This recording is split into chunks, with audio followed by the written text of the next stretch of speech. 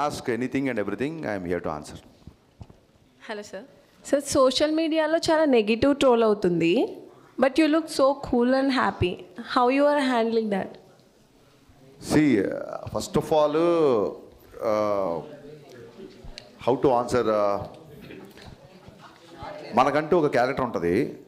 అది irrespective of praise or criticism, character ఒకేలా ఉండాలి. బేసిక్గా గబ్బర్ సింగ్లో ఒక డైలాగ్ ఉంటుంది, నేను ఆకాశం లాంటి ఉరుము వచ్చినా మెరుపు వచ్చినా పిడుగు వచ్చినా ఎప్పుడు నేను ఇలాగే ఉంటానని. సో ఆ డైలాగ్ ఏంటంటే, సోషల్ మీడియాలో ట్రోల్స్ నాకు కొత్త కాదు, అలాగే సోషల్ మీడియా మాత్రమే జీవితం కాదు.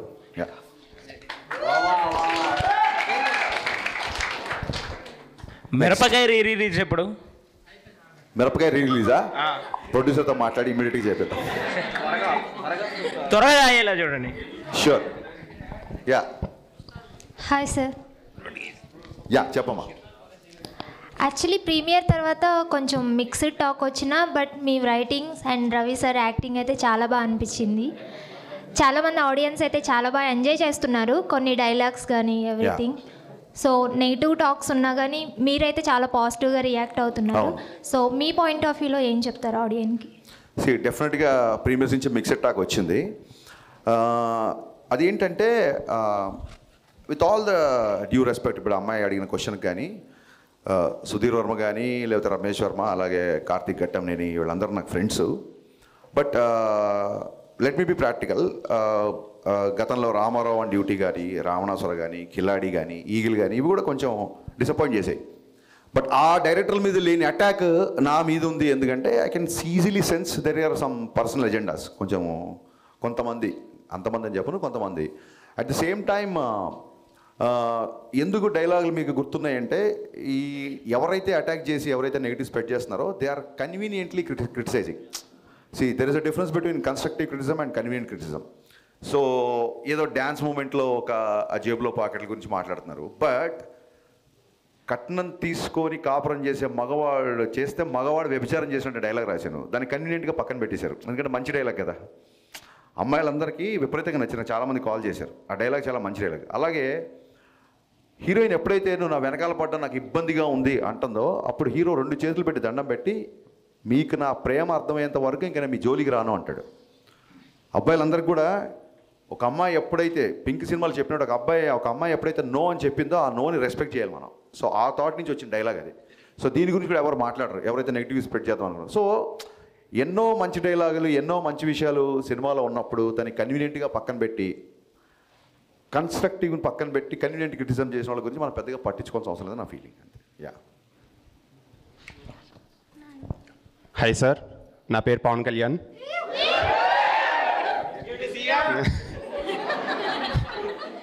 సో డిఎస్పీ క్యామియో ఉంది కదా, అది ముందు నుంచి ప్లాన్ చేస్తున్నారా లేదంటే సినిమా షూటింగ్ అప్పుడు ఫ్లో?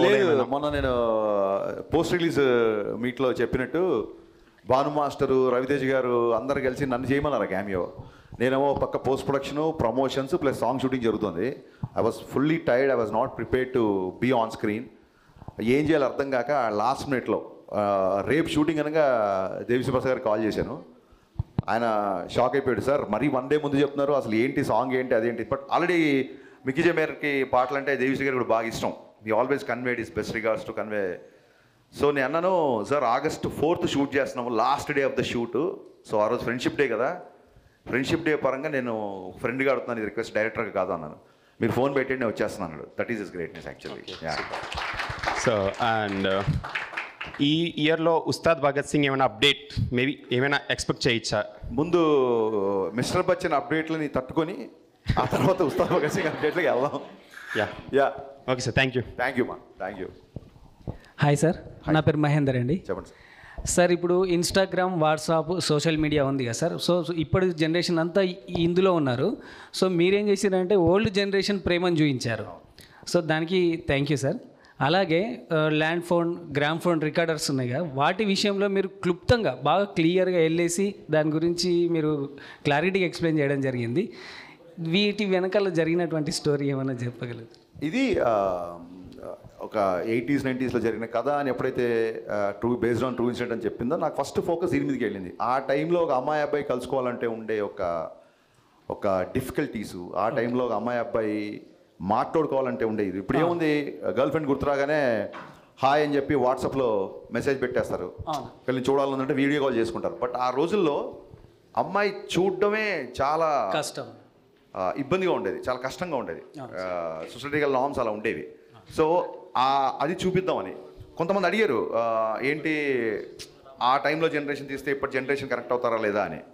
సో నాకు మహానటి విపరీతంగా నచ్చింది. మహానటి ఈ జనరేషన్ సినిమా కాదు కదా. సో ఎక్కడో పవర్ఫుల్గా కమ్యూనికేట్ అయిన సీన్స్ అన్నీ మీకు బాగా గుర్తున్నాయి.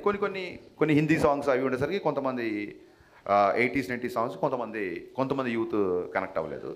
సో కన్స్ట్రక్టివ్ క్రిటిసిజం అని కూడా ఎందుకన్నానంటే, I have read all the reviews, మొత్తం అన్ని రివ్యూస్ చదివా నేను. అందులో పర్సనల్ అటాక్స్ ఉన్నాయి, అవన్నీ నేను పక్కన పెడితే అందులో నచ్చిన అంశాలు చాలామంది రాశారు. అండ్ అందులో ఉన్న కామన్ పాయింట్స్ అన్నీ నేను నోట్ చేసుకున్నాను. ఇప్పుడు నాకు గ్రేటాంధ్రమూర్తి గారికి జరిగిన ఇంటర్వ్యూ వల్ల ఇంకోటి అతను ఎంత అటాక్ చేసినా ఏం చేసినా నాకు రివ్యూలో గ్రేటాంధ్రాలో నేను మొన్న కూడా చెప్పాను, గ్రేటాంధ్రాలో రాసిన రివ్యూలో నాకు చాలా విషయాలు నచ్చాయి ఫ్రాంక్గా. సో మీరు 80s 70s అన్నారు, నేను వాగ్దానం సినిమాలోది ఒక పాట ఘంటసాల గారు సీతాకళ్యాణ పాట పెట్టా, ఆ పాయింట్ని గ్రేటాంధ్ర రివ్యూ ఆయన పర్టికులర్గా నోట్ చేశాడు. సో చాలా హ్యాపీ అనిపించింది. ఎక్కడో బ్యాక్గ్రౌండ్లో వచ్చే సాంగ్ కదా, ఇది గుర్తుంచి ఉంటుందా లేదా, ఆడియన్స్ దీన్ని కనెక్ట్ అవుతారా లేదా అన్నప్పుడు, ఇలాంటి రివ్యూస్ అవుతున్నప్పుడు I felt very happy.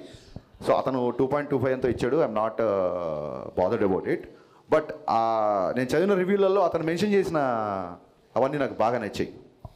So అవన్నీ బేస్ చేసుకొని నాకు తెలిసి ప్రతి డైరెక్టర్కి తను చేసిన వర్క్ చాలా గొప్పగా ఉంటుంది. ఒక్క ఫ్రేమ్ తీయాలన్నా సరే ఒప్పుకొని దర్శకులను చూసా. అలాంటిది సమ్ 11 to 13 minutes ఈ రివ్యూస్లో వచ్చిన కామన్ పాయింట్స్ అన్నీ తీసుకొని 11 to 13 minutes ట్రిమ్ చేశాను నేను యాక్చువల్గా. సో నేను రివ్యూస్ని సీరియస్గా తీసుకుంటా అని చెప్పడానికి ఇది ఒక చిన్న ఎగ్జాంపుల్. సో రవితేజ గారి పక్కన జిక్కి గారికి మంచి మాస్ క్యారెక్టర్ పడింది. యాజ్ అ డైరెక్టర్ మీ థాట్ ప్రాసెస్ ఏంటి హీరోయిన్స్ చూస్ చేసుకునేటప్పుడు? And one more thing is, day వన్నే ఆడియన్స్ అంటే జనరల్గా ఆడియన్స్ చాలా ఇవాల్వ్ అయ్యారు ఇదివరకు కన్నా, ఇప్పుడు చాలా కొంచెం సైలెన్స్ అమ్మా, ఇక్కడ నిల్చిన వాళ్ళందరూ కొంచెం సైలెన్స్. ఆడియన్స్ చాలా ఇవాల్వ్ అయ్యారు ఇదివరకు కన్నా. సో డే వన్నే ఫిక్స్ అయిపోతున్నారు సినిమా ఎలా ఉంది, సినిమా ఎలా ఉందని. అది మీకు ఓకేనా? What's your opinion on this? 100% అండి. సినిమా చూడాలా వద్దా అనేది మన ట్రైలర్ని బట్టి, మన సాంగ్స్ రిలీజ్ ముందే బ్లాక్ బస్టర్ అయ్యి, ఒక సాంగ్ 2 సాంగ్లు కాదు, ఎంటైర్ ఆల్బమ్. జిక్కీ సాంగ్లో లిరిక్స్ కూడా ట్విట్టర్లో పోస్ట్ చేశారు చాలామంది, ఎన్ని రోజులైంది ఇలాంటి లిరిక్స్ విని అని. సో డే వన్ డిసైడ్ అవ్వడానికి, సినిమా చూడడానికి, ఇప్పుడు సినిమా నచ్చిన వాళ్ళు కూడా వాళ్ళు అంటే పర్సనల్ అటాక్స్ పక్కన పెట్టేస్తే, సినిమా నచ్చిన వాళ్ళు కూడా టికెట్ కొనుక్కున్న సినిమా, అరే హరీష్ ఒక సినిమా తీసాడు బాగుంటుంది అని సాంగ్స్ విను, ట్రైలర్ విను, టీజర్ విను, లోపలికి వచ్చిన వాళ్ళు కదా. So I respect everybody whoever watch my film, is respect of your liking or disliking. I respect all the people who bought the ticket and watched the film, first of all. I have a huge respect on that. So, Jikki అనే క్యారెక్టర్కి ఎందుకు కొత్త అమ్మాయికి వెళ్ళామంటే, ఆ 90sలో ఒక వీధిలో ఒక అమ్మాయి ఇలా ఉండేదేమో అనిపించడానికి. సో ఫ్రెష్ ఫేస్ అయితే న్యాచురల్గా ఆ స్ట్రీట్లో ఒక జిక్కీ అనే అమ్మాయి ఉంది అనే ఫీలింగ్ వస్తుంది. ఆల్రెడీ స్టార్స్ని, సూపర్ స్టార్స్ని పెడితే వాళ్ళు చేసిన మిగతా మోడర్న్ సినిమాల తాలూకు ఇమేజ్ అంతా ఓవర్ షాడో అవుతుందని అలా పెట్టాము. సాంగ్స్లో డెఫినెట్గా I'm commercial film maker, I love songs. నేను చాలామంది సోషల్ మీడియాలో మోడర్న్ రాఘవేంద్ర అంటున్నారు, I take it as compliment. సాంగ్స్లో డెఫినెట్గా సినిమాటిక్ లిబర్టీ ఉంటుంది. ఒకవేళ ఉమెన్నే ఆబ్జెక్టిఫై చేయాలనుకుంటే సినిమా అంతా మీరు అబ్జర్వ్ చేస్తే అమ్మాయి లంగావణిలో ఉంటుంది లేదా శారీలో ఉంటుంది తప్ప, ఎక్కడ కూడా టాకీలో తీసిన సీన్స్లో కూడా ఎక్కడ కావాలని చెప్పి, even though young couple are in love, ఎక్కడ కూడా అనవసరపు ఎక్స్పోజింగ్ కానీ అది ఇప్పుడు చేయలేదు. సో నేను చెప్తున్నా కదా, కన్వీనియంట్గా క్రిటిసైజ్ చేసేవాళ్ళు టాకీలో ఒక 40-50 సీన్లు అమ్మాయి ఉంటే ఆ లంగావని వదిలేసి సాంగ్స్లో ఎప్పుడో వచ్చే ఒక సాంగ్స్లో పట్టుకుందాన్ని ఆబ్జెక్టిఫై చేస్తారు. సో ఇవన్నీ చూసినప్పుడు నవ్వు వస్తుంటుంది. ఓవరాల్ సినిమా అయితే మీ టేకింగ్ కానీ, రవణ్ యాక్టింగ్ కానీ, సత్య అన్న కామెడీ మెయిన్ చాలా బాగున్నాయి అన్న. అండ్ సినిమా గురించి అయితే ఇంకా క్వశ్చన్స్ ఏం అడగాలనుకోవట్లేదు. అండ్ ఐ థింక్ రవి అన్న మీరు చాలా క్లోజ్ అని తెలుసు. సో రవి అన్నకి మీకు ద మెమొరైజ్డ్ సిచ్యువేషన్ మాకు చెప్తారా? అండ్ అలాగే పవన్ కళ్యాణ్ గారికి మీకు ఉన్న మెమొరబుల్ సిచ్యువేషన్స్ ఏమైనా ఉంటే మాకు షేర్ చేసుకుంటారా? రవణ్యకి నాకు ఎప్పుడు కలిసినా మెమరబులే. He never behaves like a star. ఒక స్టార్ అంటే నిజంగా మన ఒక సూపర్ స్టార్ మన అన్నయ్య అయితే ఎలా ఉంటుందో, మీ అన్నయ్య ఒక సూపర్ స్టార్ అనుకోండి, మీరు ఎలా ఫీల్ అవుతారో ఆ ఫీలింగ్ ఉంటుంది తప్ప నేను అతని స్టార్లా చూస్తాను తప్ప ఆయన ఎప్పుడు స్టార్లా బిహేవ్ చేయరు, ఆయన ఫీల్ అవ్వరు. Everyday is a memorable. So మన సితారా ఎంటర్టైన్మెంట్ సినిమా షూటింగ్లో ఉన్నప్పుడు రిలీజ్ అయిపోయిన తర్వాత వెళ్ళి కలిసాను. కలగానే ఏంటబ్బాయి కొంచెం డివేటాక్ వచ్చినట్టుంది అంతే కదా అన్నారు. అవుననే లేదు కంటిన్యూగా ప్రమోట్ చేస్తున్నాం అంటే సరే ఓకే కానీ ఆల్ ది బెస్ట్ అన్నారు. కలిసారు, షార్ట్ రెడీ అయిపోయింది, అని వెళ్ళిపోయారు. సో ఏది ఆయన అంత పెద్దగా సీరియస్గా తీసుకోరు బేసిక్గా. సో ఆ క్వాలిటీ నాకు బాగా ఇష్టం. అండ్ కళ్యాణ్ గారితో మెమరబుల్ సిచ్యువేషన్ ఏంటంటే గబ్బర్ సింగ్ వెనక థర్డ్ డే రిలీజ్ అయిపోయిన థర్డ్ డే కలిసా. థర్డ్ డే కలిస్తే ఆయన కూడా లాస్ట్ అంటే అప్పుడు పోస్ట్ ప్రొడక్షన్లో అప్పుడు కూడా బాగా స్ట్రెస్ అయ్యాం కదా, హెల్త్ జాగ్రత్త, నెక్స్ట్ సినిమా ఏం చేస్తున్నాం బాగా చెయ్యి, ఇప్పుడు పెద్ద సక్సెస్ వచ్చింది కదా జాగ్రత్త, ఇలా చెప్పారు తప్ప ఆ సినిమా అక్కడ ఎంత కలెక్ట్ చేసింది, ఈ సినిమా ఎక్కడంత కలెక్ట్ చేసింది అసలు అడగలేదు. ఆయన కూడా అన్ని సంవత్సరాల తర్వాత అంత పెద్ద హిట్ వస్తే దాన్ని అసలు పెద్దగా నెత్తికి ఎక్కించుకోలేదు. సో అక్కడ I felt that's a best memorable sequence. అలాగే మొత్తం డబ్బింగ్ చెప్పేసిన తర్వాత ఆయన నేను ఇంజనీర్ దగ్గర కూర్చున్నాను, ఆయన డబ్బింగ్ రూమ్లో ఉన్నారు. హరీష్ ఇట్రా అని చెప్పని పిలిచారు. పిలిచిన తర్వాత ఈ సినిమా ఎంత కలెక్ట్ చేస్తుంది ఏంటి అనేది నేను చెప్పను, బట్ నా అభిమానులందరికీ నువ్వు ఒక ట్రీట్ ఇవ్వబోతున్నావు అని ఇలా షేక్ హ్యాండ్ ఇచ్చారు. సో అది రిలీజ్ బిఫోర్ ఊహించారు ఆయన. దానికి నేను అదే ఆ షేక్ హ్యాండ్ ఎప్పుడు లైఫ్లో మర్చిపోలేదు. ఓకే, థ్యాంక్ యూ అన్న. Hi sir, I'm Divi. Yeah, next Ram Pothineni గారితో మూవీ ఉంటుందని రూమర్స్ వస్తున్నాయి చాలా. రూమర్స్ ఏం కాదమ్మా, క్వశ్చన్ అడగండి. యా, అది నిజమైతే అది ఎలాంటి మూవీ అయి ఉండొచ్చు? యా డెఫినెట్గా రామ్ని చాలాసార్లు కలిశాను. ఇంకా రామ్ ఎనర్జీ గురించి, అతని పర్ఫార్మెన్స్ గురించి, అతనుకున్న సినిమా పట్ల రామ్కున్న డెడికేషన్ గురించి నేను కొత్తగా చెప్పక్కర్లేదు. మొన్న కూడా డబుల్ స్మార్ట్కి ఆయన షిఫ్ట్ అయినప్పుడు 15 డేస్లో వర్కౌట్ చేసి ఆ క్యారెక్టర్ ఫిట్నెస్ ఎలా సంపాదించానో చూసినప్పుడు నేను చాలా ఆశ్చర్యపోయాను. డెఫినెట్గా రామ్ గారికి నేను ఏం చేశానంటే ఇంతకుముందు ఒకసారి ఒక ఇద్దరు హీరోలను ఒక చెప్పా. సో ఆ కామెంట్ నాకు బాగా నచ్చింది, ఇంతకుముందు ఒకసారి చెప్పా. సో అందులో అసలు ఒక ఫైట్ కానీ ఒక చిన్న చెంపదెబ్బ కూడా ఉండదు. So I want make that kind of film. ఒకసారి చెప్తే బ్రో మన ఇద్దరం చేస్తే ఫ్యాన్ 5లో తిరగాలి, ఇది 2లో తిరుగుతుంది అన్నాడు. సో ఆ లైన్ విన్నాక నేను ఓకే రామ్ 5లో తిరిగే ఫ్యాన్ తిరగడం కాదు అసలు టాప్ లేచిపోయే కంటెంట్తోనే వస్తాను నేను అని చెప్పి వచ్చాను. So ya very soon I'm eager, I'm very much interested to do film with Ram. Very soon ఉంటుంది. Next hi sir. అడిగిన సో దీనిలో మూవీలో ఒక వర్డ్ ఉంది, కట్నం తీసుకొని పెళ్లి చేసుకుంటే వ్యభిచారం చేసినట్టని. అవునా? ఆ వర్డ్ చాలా బాగుంది, కానీ ఆ వర్డ్ మీరు ఎందుకు పెట్టాలనుకున్నారు? నేను కట్నం తీసుకోలేదు కాబట్టి. ఓకే. అలా కాదు, ఏమవుతుందంటే ఆ కాన్సెప్టే నాకు ఒక అమ్మాయి ఇద్దరు ఏకమవుతున్నప్పుడు, ఒక మంచి ముహూర్తంలో ఇద్దరు ఏకమవుతున్నప్పుడు మా అమ్మాయిని చూసుకోవడానికి ప్రేమతో అమ్మాయికి బట్టలు పెడతారా నగలు పెడతారా అనేది ఆడపిల్ల తల్లిదండ్రుల పర్సనల్ విషయం, దాని గురించి నేను కామెంట్ చేయను. కానీ ఈ డిమాండింగ్ గాడ్స్ గ్రేస్ ఇప్పుడున్న మోడర్న్ సొసైటీలోనే ఇప్పుడున్న అమ్మాయిలు అబ్బాయిలు అనేవాళ్ళు నిజంగా డెఫినెట్గా వరకట్నం చావులు అవన్నీ చాలా వరకు తగ్గిపోయాయి. బట్ మేము చిన్నగా ఉన్నప్పుడు మా ఊళ్ళోనే లేకపోతే మా దూర ఫ్యామిలీలోనో అలాంటి ఇన్సిడెంట్స్ నేను చాలా చూసాను. కేవలం పెళ్ళైన తర్వాత కూడా ఇంకా ఈ కట్నం అనే దాని గురించి అవన్నీ చూసా. సో ఈ సినిమా కూడా ఆ బ్యాక్డ్రాప్లో వస్తుంది కాబట్టి ఖచ్చితంగా ఈ మ్యాటర్ చెప్పదలుచుకున్నాను. నీకు నచ్చి ఒక అమ్మాయిని పెళ్లి చేసుకున్నప్పుడు నువ్వు డబ్బు నచ్చి పెళ్లి చేసుకుంటున్నావా అమ్మాయి నచ్చి పెళ్లి చేసుకున్న క్లారిటీ మగవాడికి ఉండాలి. సో ఖచ్చితంగా ఆ డైలాగ్కి ఇలాంటి చాలామంది ఆడపడుచులు నాకు మెసేజ్ చేశారు. సో ఒకటి రాసినప్పుడు అది 10 మందికి రాసినప్పుడు వచ్చిన హై కంటే కూడా అది 10 మందికి రీచ్ అయ్యి వాళ్ళు దాన్ని అడ్రస్ చేసినప్పుడు ఇంకా ఎక్కువగా హై వస్తుందమ్మా.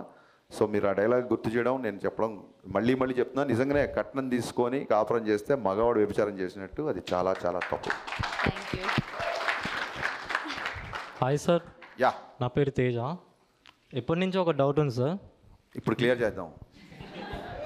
మీకు త్రివిక్రమ్ గారికి ఏవో గొడవలు ఉన్నాయని చెప్పి ఆర్టికల్స్లో రాశారు. నాకు త్రివిక్రమ్ గారికి కూడా ఆర్టికల్స్ వచ్చినాయని చెప్పారు చాలామంది. ఓకే, అది నిజమేనా? మంచి క్వశ్చన్ వేసావు.